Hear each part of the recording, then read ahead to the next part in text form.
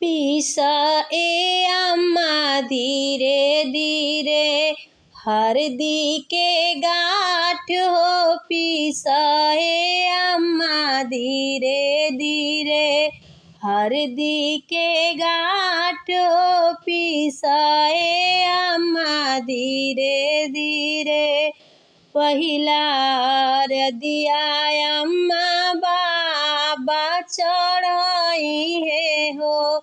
तब तू चढ़ई है अम्मा, तब तू चढ़ई है अम्मा पापा के साथ हो। पीसा ए अम्मा धीरे धीरे हरदी के गाँठ हो। पीसा ए अम्मा धीरे धीरे दूसरा हरदिया चाची बुआ चढ़ई है हो।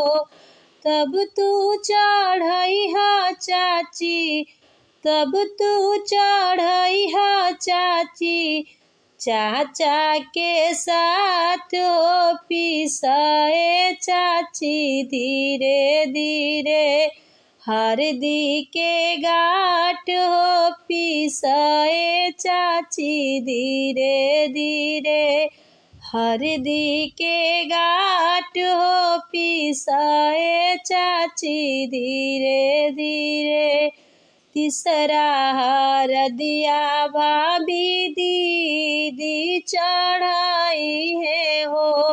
तब तू चढ़ई है भाभी, तब तू चढ़ई है भाभी भैया के साथ हो। पीसा ए भाभी धीरे धीरे हरदी के गाँठ हो। पीसा ए भाभी धीरे धीरे हरदी के गाँठ हो। पीसा ए भाभी धीरे धीरे।